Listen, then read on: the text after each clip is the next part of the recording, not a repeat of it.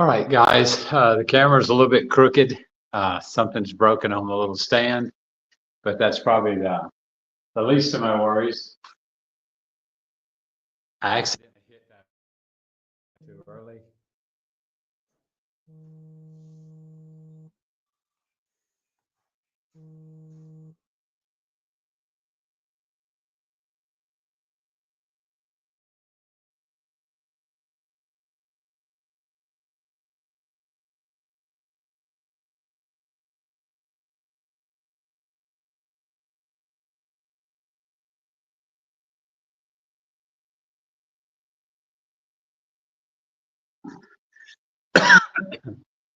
All right, sorry, guys.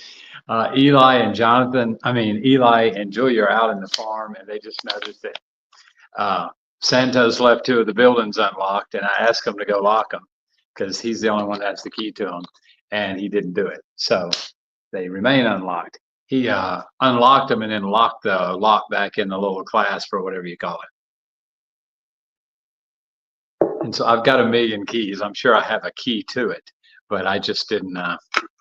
I didn't have it right at that minute. But anyway, I am Ashley Williams, and I own Legacy Farms Coffee, and we do Legacy Farms Coffee podcast, and I also have a nonprofit called Legacy Farms Missions, which is lfmissions.org. So we have a couple things going on.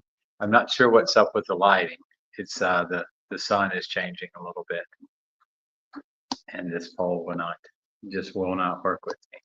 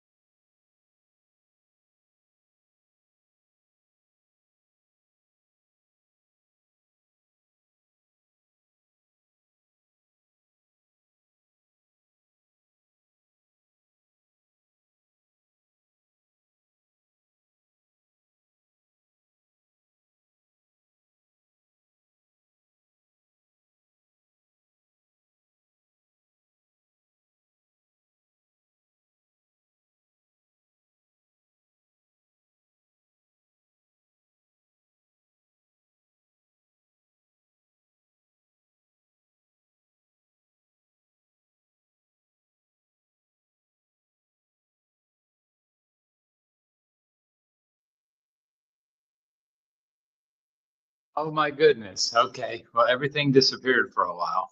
So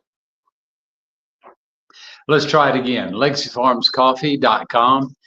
We are Legacy Farms Coffee 200 on YouTube and Legacy Farms Coffee on Facebook. And it's Legacy Farms Coffee 2010 on Instagram. We desperately need you to like us, share us, whatever, PM us any questions you have. But we are on the farm in Honduras. I've been here a month, and I'm sorry, but we haven't done any podcasts. It has just been a nightmare. So many of the workers have gone from our little rural areas to the United States. Anna told me Wednesday, she was just looking over data, and she said Last year at this time, there was 160 people picking coffee. Wednesday, there was 14. So we're at the point right now where about 30 or 40% of our coffee has fallen on the ground, and there's nothing to do about it when that's happened. A lot of it has dried up on the vine, so the workers aren't wanting to pick it because they get paid by the pound, so they're skipping over that. Even though those beans aren't really bad, they've just dried, so it would be more like a full natural or a African vine ripened, natural that they call them. But they're skipping over them, and we only have a couple of guys that can oversee, and so they're just getting worn out, and they've given up hope, and so they're not doing a good job. So it's been a very difficult time, to say the least. The price that we're paying this year to pick coffee has almost doubled. And as of next Monday, it will technically have doubled. We'll be paying double. We've been raising the price every week. We started out a little bit higher than everybody else. Just for an example, every lempira or every tenth of a lempira that we pay them equals, according to last year's crop, equals $1,000. So we're at the 6 lempira higher than what we were last year, and to starting out. So that's $6,000, and so we've already raised that twice, and we're getting ready to raise it a third time. So at this point, at this time next week, we'll be roughly paying $15,000 more to pick the coffee this year than we did last year. And last year we had 30% crop loss, and we're just 3 weeks into the picking season, and we're already at 30% crop loss. So Monday is the worst day. A lot of groups will send one person in, and they'll go pick where they were picking last week. They'll send 1 or 2 people in here to pick just to fill it out. And if the picking is good, then then they'll come on in. But otherwise, they'll go somewhere else. And so Monday will be a slow day. There won't be a lot going on. But then Tuesday, there'll be a few more people. Problem is the new president decided that she was going to start school early, which in the States, a lot of the summertime was because of wheat harvest and things like that. And so they let school out because they had to help. And so that's what they've done here in the past. This year, she decided to start school a couple weeks early. So tomorrow we will be losing all the kids, all the teenagers. And so about 30% of our workforce last week, which last week we ended up having a total of 21 people pick different times throughout the week. There was 21 people on the pay sheet. Very few of them picked the entire week. Because we're trying to do specialty coffee, we're not just going through and just picking a bulk of coffee. We're trying to get them just to pick the red, and that's why we pay more. So with that in mind, they can go, a lot of the farmers are just giving up and saying we're done because the coffee price is raised so much. They can sell the bad coffee this year for about 30% more than what they were selling their premium coffee for last year. So it's they can't get workers a lot of the mega farms, these young guys like to go to another town or another city, even another state, and they'll live there for 2.5 months. And at the end of that 2.5 months, they will pay them almost all their money there at the last. They give them a little allowance during the week, but they'll get like 80% of their money in one day, the last day that they pick. So then they got a chunk of money, and they go buy motorcycles and TVs and cell phones and things like that, things that are not going to last very long. So they enjoy doing that. They get to go to a different place. They bring them 2 meals a day, and they house them in these sort of Auschwitz barracks. There's 4 or 5 bunk beds high a lot of times. and they hang out outside till it's time to go to bed, and then they just climb into bed and go to sleep. But they really like it because they get a chunk of money. So these big mega farms will come in and send 10 or 15, big trucks and pick up 100 kids, and they take them down there. And of course, there's a lot of stuff that goes on when they're there. I've talked to Bahideo and some of the guys that have done it once. Anna's husband said he did it once. But there's a lot of, they get to drink, smoke. No parents to overlook them, and there's a whole lot of other things that go on too. So they enjoy that freedom, and they get to go wild for a couple months. The problem is, they're not here in their community where we would like for them to be. So we can't, we don't have anybody to pick our coffee. So it's definitely a tragedy. We've got a lot more women picking because a lot of the men that have gone to the States are not sending money back, and the women have had to go and work. And so their family dynamic is a little different. A lot more of the women stay home, and so that's sort of the way they like it, and I like it too. My wife stays home. I'm glad we can do that. So that's what we've done for 22 years now. As a lot of you guys know, Jonathan will be turning 20 this month. Eli's 14. And so it's been awesome that Billy's been able to stay home. So, this doesn't help any of that. But we're still picking every day. The problem is we're picking lots of little bitty tiny lots. And so already I think we're at close to 30 lots. And so we'll have to do a lot of cupping, which is about $20 to have a coffee cup professionally. We'll do it here. I've got a few on the table that I'll start roasting and cupping next week. This coming week. So I'll probably try to roast them tomorrow night, and then Wednesday night we'll do a cupping, sort of see where we stand on a lot of the topics. You guys that are online, if you'll give me a shout out who you are, got a website or something, I always want to post that for you. But we're plugging along on the farm, and if anybody has any coffee questions, I think comments should be turned on. So if anybody else, yeah, it shows the comments turned on. So if anybody's got a question or something, holler. I'm eating my favorite. It's a cinnamon raisin bread, although I don't really taste the cinnamon, but I eat way too much of it. But it's really good with coffee. And so I have I got a new Stanley thermos that I ordered on the big Amazon. So it lets me keep my coffee hot for a little bit longer. I haven't pulled the plug and bought one of the big fat Yetis yet, but I'll stick with my little Stanley for now.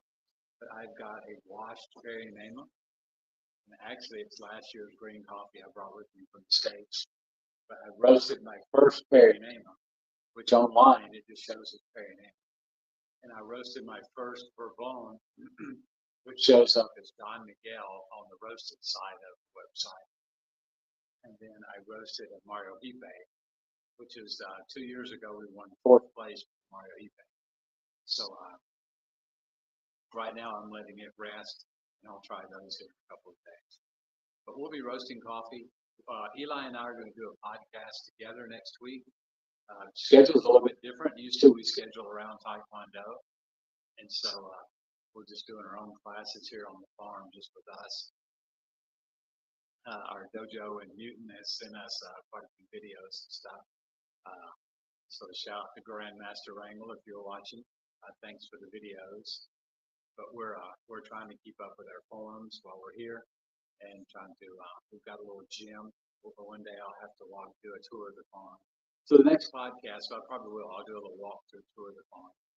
And today we're in the cupping lab. So off of this shoulder, everything's backwards to me. That is a Hucky 500, Huky, Hucky 500. That's our sample roaster. I use the same one in the States and here. And so that's what we do sample roast with. I usually do 12-ounce roast. I get about 10.3 ounces of roasted coffee out. But yeah, the next time it's sort of it's in a big disarray right now. instead of having coffee, we've got, I think I've got 60 things of Lipton instant cup of soup. Our guys come in at anywhere from 5:30 in the morning to 7:30. People are coming in and they'll start picking coffee. At 2 o'clock, we bring the coffee up, which I go down the farm, my truck, and get it. I bring it up to the top of the hill. Everybody weighs their coffee. And then we grab a half a dozen men. Here lately, Eli's been running the deep pulper. We haven't had enough coffee to open the mill up yet, but we've got a small one that runs about 1,500 pounds an hour. So we've been running in anywhere from half an hour to 4 hours according to how much coffee. So we usually snag a few guys. So while they're weighing in, Eli will start making a cup of soup, and we'll feed all the guys. They all eat 2 cup of soups, and they'll knock down 2 or 3 3-liter Pepsis. After that, they'll start loading buckets. The mill that we're using right now is a hand mill, and so we have to load it by hand. So they load 5-gallon buckets with 30 pounds of coffee, and you have to pour the coffee in the mill. It has a bag on the front and a bag on the back. The front bag spits the coffee out. The back bag spits the cherry out. So then somebody gets the lucky job of covering their body with a giant piece of plastic, and we throw a 100-pound bag of that dripping pulp on their back, and they run and dump it in the organic bin. So thankfully, I've never had to do that, but that's Vigilio and Miguel usually do that. This year, we've taught a couple of different guys how to run the mill, and so that's been very handy. The guy that was running it, I kept asking him, you're greasing it every Friday? He's like, yeah. But then I got here, the end was missing off the grease gun, so he wasn't really greasing. And so the bearings, I put, I think, like 20 shots in one of the bearings, so he doesn't know greasing. So they're not mechanically minded, not to their own fault, but because the majority of the guys here have never owned a bicycle. And that little bit of technology that we take for granted of how to put a chain on and things like that. Have to really talk to them and show them on the side of the tire. They just want to put a little bit of air in the tire. The guys that know a car tire holds 32 pounds, a lot of them don't want to put 50 pounds in their mouth. So I think literally we have maybe 5 guys here that ride bikes. The rest of everybody just walks. And we send 2 to 3 trucks out every day to pick up workers and bring them in. In the afternoon, we do the same thing. So our guys sort of, while they're in my house, they survive on Lipton cup of soup. They have a brand here called Lackey. Lackey comes with a little fold-out fork that you snap into place, and they eat a couple Lackeys and drink a bunch of Pepsi, and then we do a couple hours of the meal. And then a lot of times by then it's dark, we jump in the big truck, and the coffee that's been processed, we take it out to the drying field. It's like a 40-minute drive. And so, at that point, we stop at a little pulperia, which is like your little roadside store, and we'll buy a couple more 2-liter Pepsis and 20, 30 bags of chips, and we head out to the field. And once they've unloaded all that, then spread out all that coffee, then I'm doing moisture tests. As some of you guys have seen, if you'll look on our Instagram a little bit, once I'm doing the moisture test, so if we know if a coffee's ready to come back to the pond. If it is, then once they get through unloading the wet coffee, then they cover my truck, the inside of my truck with black plastic, and they load the dry coffee in there. And then once they're done with that, it's a whole nother round of cup of soups, chips, Pepsis, and then we try to get them home by 9 o'clock. When it's a slow day and there's only 20 people picking, we usually ferment the coffee for 24 hours on the farm instead of on the other one. And so then we can bring 2 days worth of coffee out instead of just one. And so then we can skip a day on that trip. Everybody's got to have, no matter how strong you are, how tough you are, everybody's got to have a little downtime. Oh, excuse me, even me. And so we tried to schedule, we worked a little bit later yesterday, and we processed 2 batches of a full natural, so we didn't have to run the mill. So we fermented one on the farm from Friday, and then Saturday's coffee, we fermented it until this morning. And then I loaded the coffee myself and took it out there. But Eli and I took it out to the field, and then no workers had to work today. Other than Pedro, who for 2 months, he'll live out in that field. And so we bring him water and food every day. He's got a 55-gallon drum, and he enjoys it out there. He's got a 55-gallon drum, and he takes little baths with that. And then we bring him the big 5-gallon jugs of bottled water. And then every other day we bring them out with tortilla mix and rice and beans, and, just staple foods and coffee. We bring them lots of coffee. Every day when I come out, he plugs his phone in and charges it. And so we had a guy visit. I'm drawing a blank on what his name was last week. And he brought me an inverter that plugs onto my Milwaukee drill battery. So Pedro's going to have lights out there. There's no electricity in that area. So he'll be able to have lights out there. And he's got internet actually on his cell phone, so he can watch videos and stuff like that. So it'll make it a little bit nicer for Pedro. It never gets too cool there. It gets pretty hot. Day before yesterday, we were out there. It was 94 degrees. So you guys in Kansas, man, I'm sorry to tell you that. But, I'm almost out of sunscreen, and I've been sunburned all week. So you guys can feel sorry for me. I heard there was another cold front coming in through Kansas. So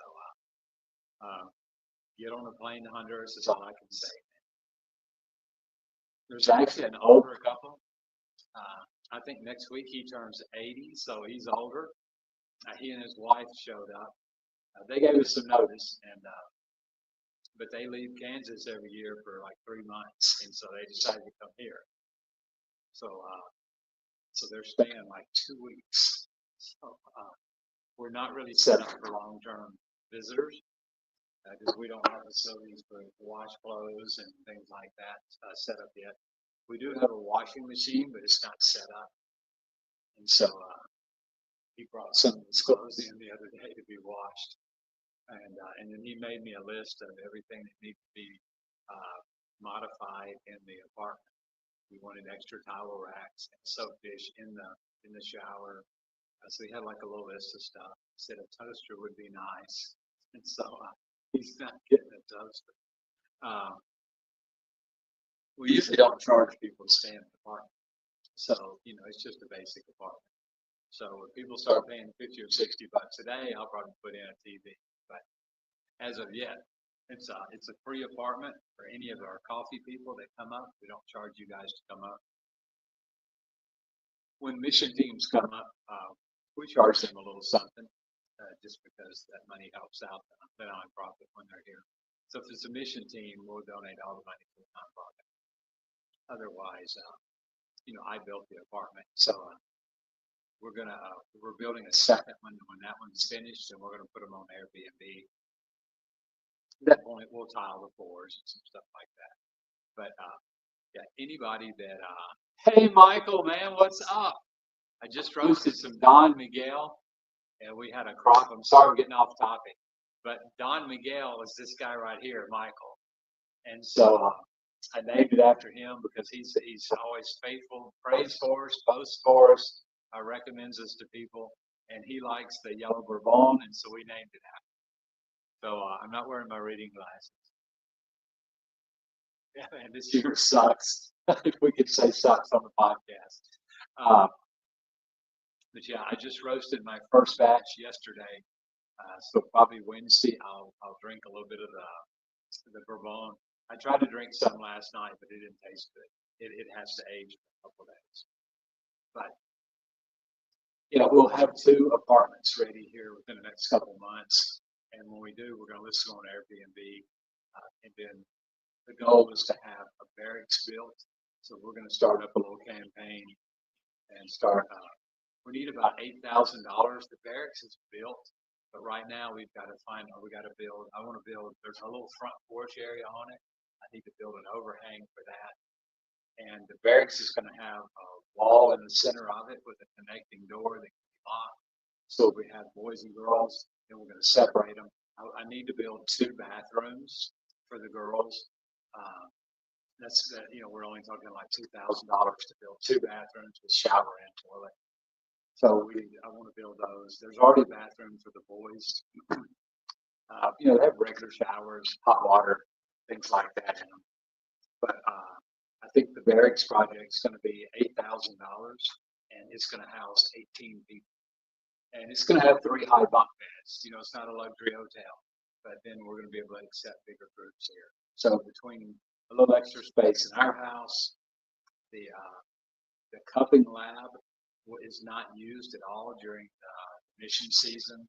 So we're gonna put a regular stove, a refrigerator, and a deep freeze in here. We've already got the tables that the women cup on. So we're gonna turn this into the cafeteria. So we've got it figured out. We can sit 22 people here, and so we'll just serve food and things like that. We've been doing DoorDash, but we can easily fit 22 people in here for lunch, and and do all the meals here, and then that'll also make a little more money for the nonprofit. And we have coffee people come from time to time. Each of the apartments has like a little mini kitchenette in it and a bathroom with hot water and all that good stuff in it. So those are their own thing. But then after we get the barracks built, then we're really going to push to have some groups coming. So we'll keep going with that and do the best we can with it. But this year we're going to encourage a few groups that have been dipping their toe in the water and talking. We're going to try to get a couple groups to come out during July, and so that'll be our big season. Our main problem right now is getting through coffee harvest, finding the amount of people, and rounding up the money to pay for all the. We're going to have to buy some. We're going to have to pick some of our coffee and sell it in order to cover some of those costs. But that's just business. You have to do what you have to do. So we'll have a little bit less coffee coming this year than we'd planned. The crop was looking fantastic when I was here in September, but talking to Pedro and the guys that are guarding, the migrant buses have just were flooding by until like the 10th of January, and we haven't really seen any after the 10th coming by. But they were, they were just coming by constantly. It was just, there were back last year, there was like 4 or 5 coming by a day. But then at that point, after the election was over, it just went insane how many were going. And there's so many people here that know somebody that's in the States, and they're trying to get to the sanctuary states so they can stay longer, things like that. But it's a sad situation for all concerned. Obviously we have compassion for these people or we would be here, but they're going to another country and they're leaving their country behind. They're leaving their friends and family behind. So it's difficult for everybody. It's just, there's no easy answer to some of these problems. Our answer here was to add stable, better paying jobs. And so that didn't work. So we're having to throw money at the problem basically and trying to just pay people massive amounts of money. They realize that the coffee prices are higher this year, but they have no knowledge of like how our business works, to where every time the coffee jumps up and down, we can't change our prices online. So the prices are more affecting the people that are buying and selling at the mill. Later on, we'll see how that price turns into specialty coffee, because the mill buys everybody's coffee and then cups it. And if it cups a specialty grade, then they sell it in the specialty market. But they buy it as a commodity grade coffee. So they're not paying anything. They're just hoping that every time somebody has specialty grade, then their profit just goes through the roof. So because they're usually making $34 a 100 pounds to process the coffee.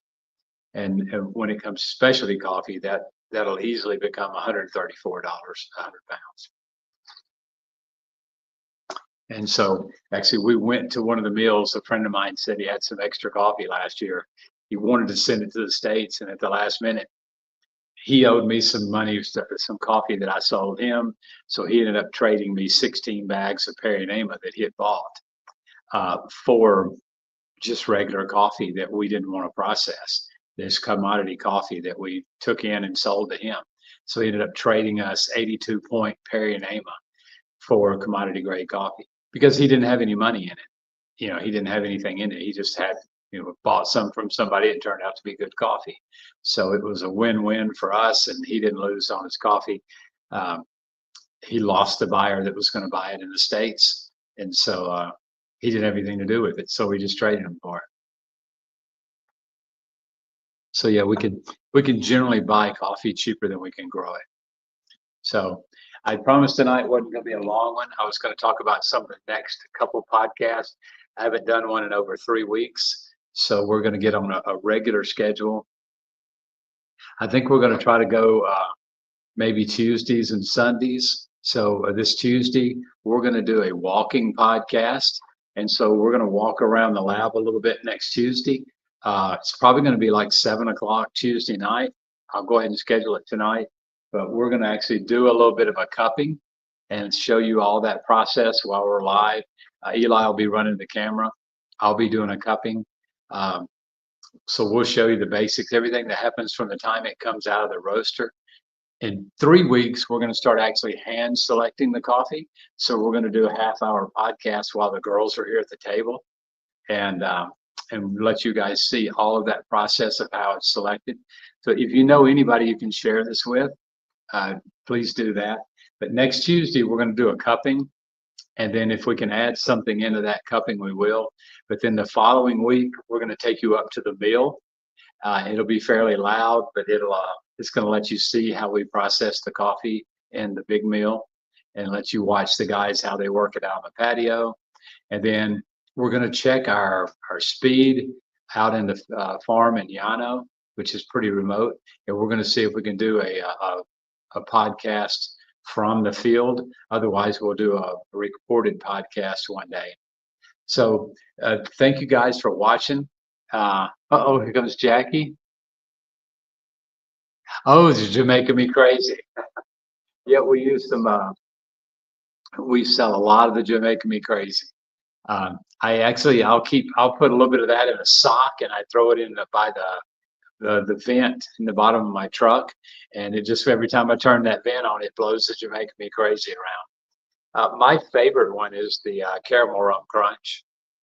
If I drink a flavored coffee, that's what it'll be. But the majority of the time, I'm sort of a purist, and I just drink black coffee. When I want to splurge on something, I'll eat chocolate with it. And so it's sort of a joke. Every time we go out to the drying field, I stop at a little pulperia, which is a little roadside store, and I buy the workers' Cokes and chips, and I keep a Snickers bar with me because I get stuck out there. The other day I went out for 30 minutes and I was there for 5 hours. Oh yeah, I've been looking for a coral snake. I've got enough to make the one I got the other day will make a hat band for my cowboy hat, but they have some bigger ones.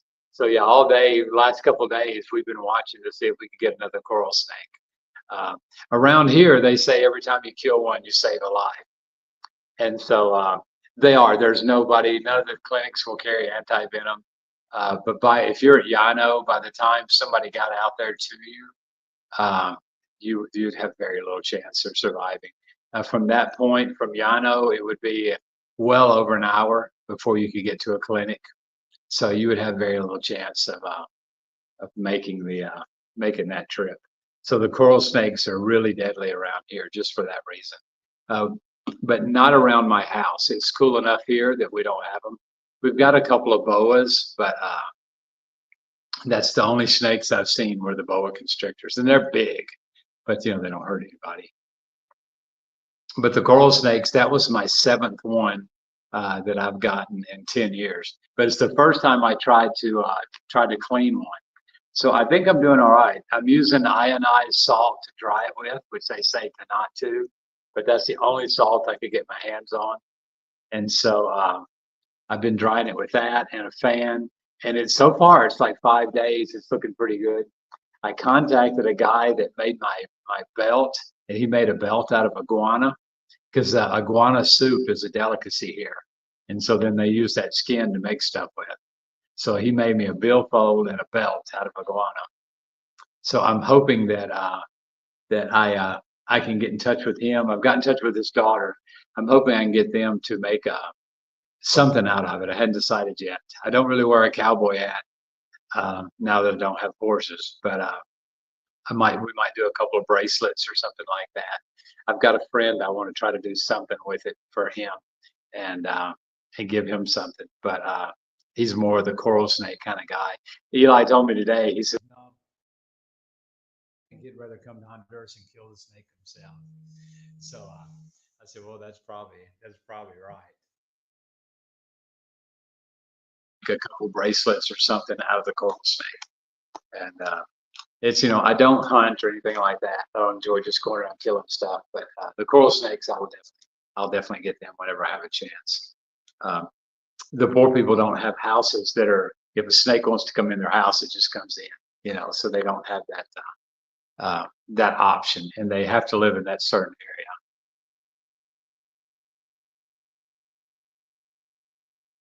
area. Yeah, I'll walk over and see if I can pop this out. I'm in the cupping lab now, which things are sort of junky, but I don't know if you guys have seen. This is our cupping table, and each station does 5 cups. And so you'll put the same coffee in all 5 of those, and that way I can have, and there's 8 stations on this one, so I can have 5 different judges so it'd be more of an international cupping. So there would be 5 judges that would come, and everybody would get to break the crust and have their own cup. But since COVID, people really like to have their own cup. Today is a pretty clear day. You can see the mountains. That's on the other side of Comayagua, which if you look at our farm and you blow out, zoom out, there's an airport between us and those mountains, but just very seldom we'll see a plane come in. There's not a lot of flights at night except for military, and they use it for their military, which they fly MiGs. And then our military has a presence there. So they're bringing in C-140s and things like that, bringing in cargo. I'm not 100% sure what all our military is actually doing there, but there's quite a bit of our military. We see them out and about. And there's a guy that retired from there who has a hotel near here. So he buses a lot of them out for their weekend, furloughs or whatever. And they'll come stay out there a few days and hang out at his hotel. And I think he's got 4-wheelers and horses, and there's a bar right next door. So that works out pretty good for some of the military guys. Enjoy that. But this is the farm. It's you can see it's a little bit lighter, in this back area, and the sun is setting. Can't really see it, but it's setting. The sun is setting right now. They just got through picking this area. Most of the time we pick coffee 5 to 6 times. This year it's going to be 3 to 4 times. But these are our selecting tables. Everything's a little junked up right now. But these are just green coffee that Anna and them. This one's a second picking of Perry Nama. Try not to get y'all dizzy by moving too much. So P stands for Perry Nama, and then 2 is the second picking, and the L stands for lavado, which means washed in Spanish. And so it's the second time they've picked it. You might can see my little hucky a little bit better. But it's a pretty cool little roaster. And then we also roast a little bit, not much, on the that's a Fresh Roast 700. It's a little bit older model. We have giant light bulbs. There's one over everybody's head, and I made a little file folder so that the light's not blaring in their eyes and it shines down on them. But when they're selecting, we try to make things comfortable. I have a couple of plug-in banks where they can plug their cell phones. They're not allowed to have, Anna doesn't let them have the cell phones on the table. So I've got a little speaker system here. They plug their cell phone in and they play like Spanish Christian music. And there's 10 women at the table. There's 4 women at the training table. And then there's 2 women at the inspecting table. There's 2 women working the shaker table that sizes the coffee.